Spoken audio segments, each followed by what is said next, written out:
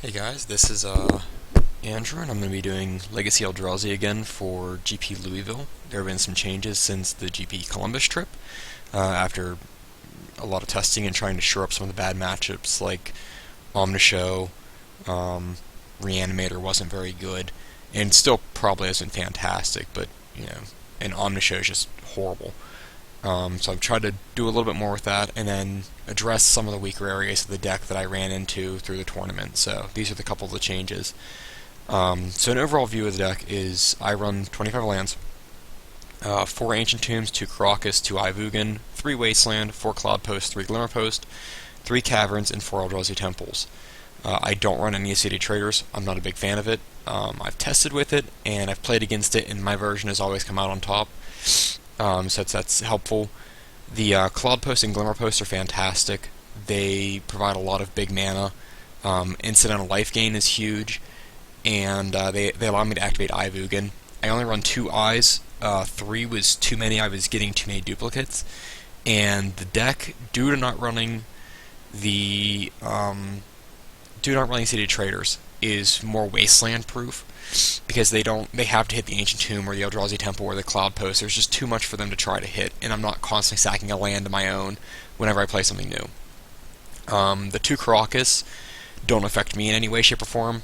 They do help me play the Eldrazi Displacer further down the road, but they answer those matchups like Sneak Attack or Show and Tell or Reanimator. They give me some play against that, along with getting cards like New Thalia, the Heretic, off of the board because she is a beating. It's something that is useful, and it doesn't take up much of a slot. So overall changes were I dropped a Wasteland. I went from 4 down to 3, which is actually okay because Wasteland can be a trap for this deck. You take away some of your own resource, which always doesn't benefit. And I also took away Glimmer Post because the 1 life gain card is okay to be lost as well for the value that Karakas brings to the table. Moving further down, I have some X spells, which are 3 Endless Ones and 4 Chalice of the Voids. The 4 Chalices are just extremely strong for 0, 1, or 2. Endless Ones, I only play 3 of those. They die pretty quickly. Abrupt Decay gets them, Flicker Wisp can kill them. They can be an absolute beating, which is good later in the game, but they're also a big mana sink because you typically want to pump as much as you can into them.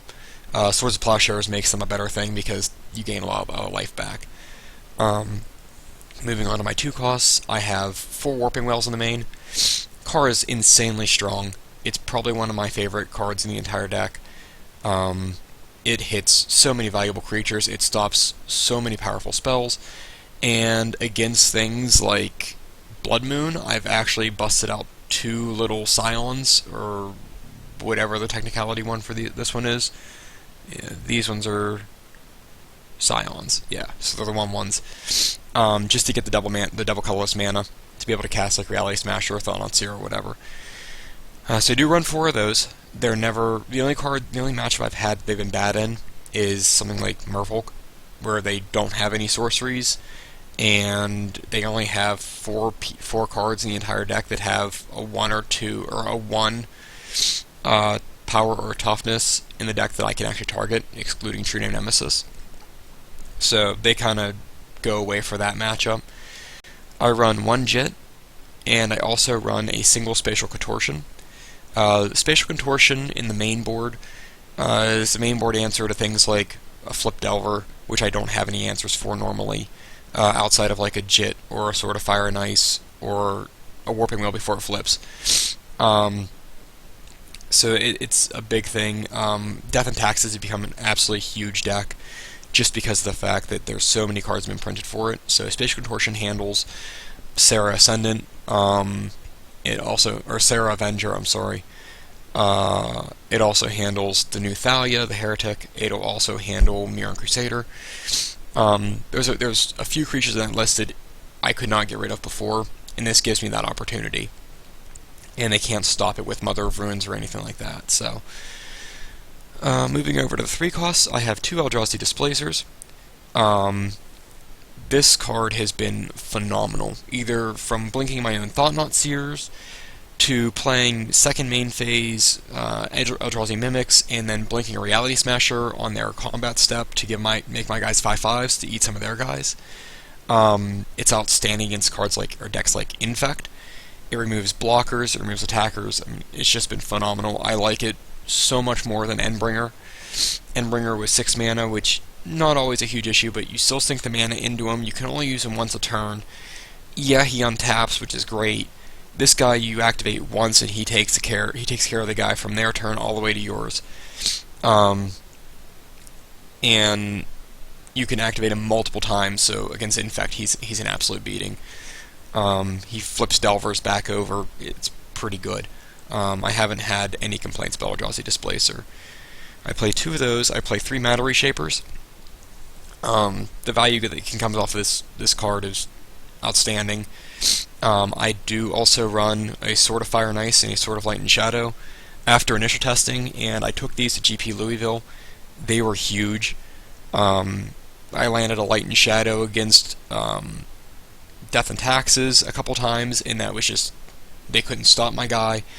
I landed a Fire and Ice against the Delver deck. Again, an absolute, it just destroyed.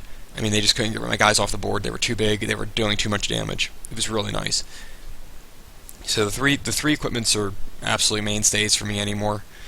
4 Thought-Knot Seers. I don't really need to say much about that. I play 1 Phyrexian Metamorph. It either comes in as another equipment for me, or as another Thought-Knot Seer, or another Reality Smasher. I've copied True Name Nemesis with it. I've copied my opponent's Batter Skulls with it. It's an all-around powerful card. If I could find a second spot for it, I would. The Spatial Contortion actually took over a slot for Phyrexian Metamorph, and that's something that I'm not looking away from. It's just been fantastic for the Spatial Contortion. Also, a 5th main board kill spell is not bad. I do run 1 Invernal's Disc in the main.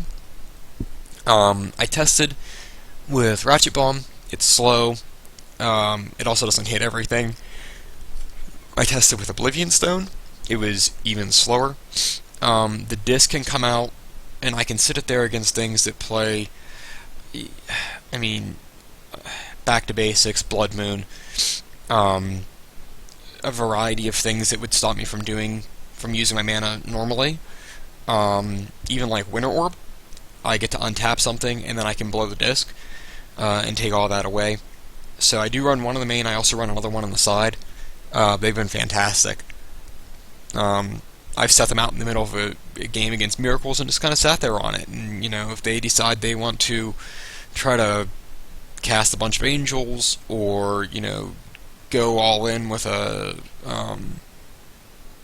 Monastery Mentor, they want to put a couple, counterbalances on the board, I can eat all those up. The only thing it doesn't hit is the Jace, but it's worthwhile.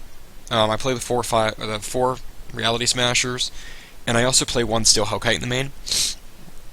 Card has been amazing. He is absolutely phenomenal. Gives me a good flyer to get over things like, he's the only answer I have to flying, outside of the Warping Wells and the Spatial Contortion, the Jit, and stuff like that.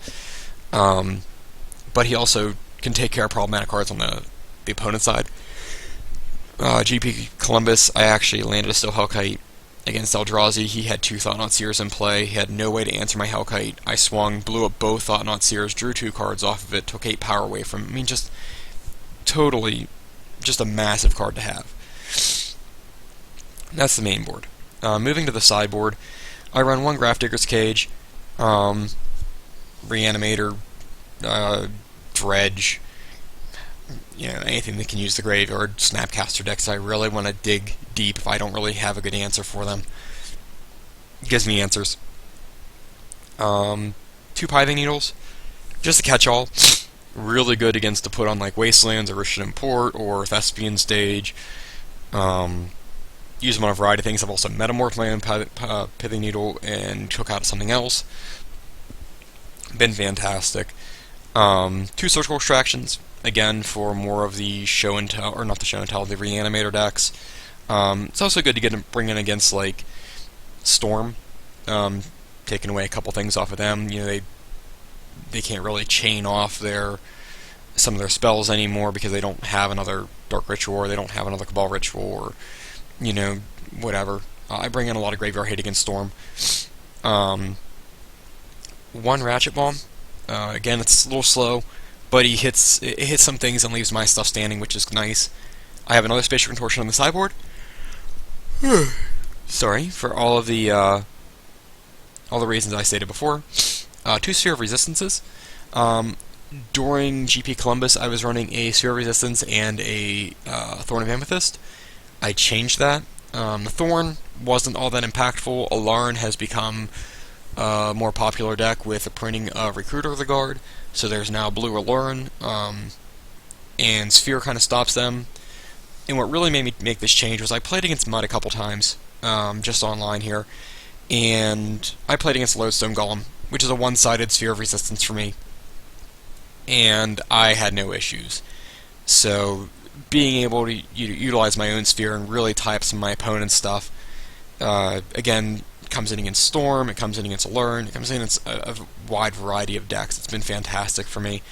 I like it a lot more than I like the Thorn of Amethyst, as it answers more. I played 2 Fairy Macabres for the Reanimator matchup, for Dredge, for Storm. I mean, just a wide variety of decks again. Anything that really utilizes the graveyard, Fairy Macabre can become a pretty good thing. I run 1 Trinisphere as well, and this has been great against, again, Storm, Burn, I mean, Death and Taxes, kind of. Anything that is efficient. Delver decks. Trinisphere's been fantastic. So, looking at those quick aggro decks, I mean, I'm a mid-range deck that goes at an aggro speed, but I also play a little bit more of the late game, and the Trinisphere really helps kind of slow my opponent down. I can play it on turn 2. Can really shut them down pretty hard. Divineral's Disc, a second one on the side for the same reason I named one in the main. Gives me another answer. Another Stalakite in the side for comes in against Miracles a lot because of Moat. Comes in against Delver decks. It comes in against Death and Taxes because their costs are pretty aligned. There's a lot of 2s, some 3s. With Delver, it's all 1s basically, maybe a couple 2s. Can take out some of the tokens that are made from Young Pyromancer. So he's just been an all-star.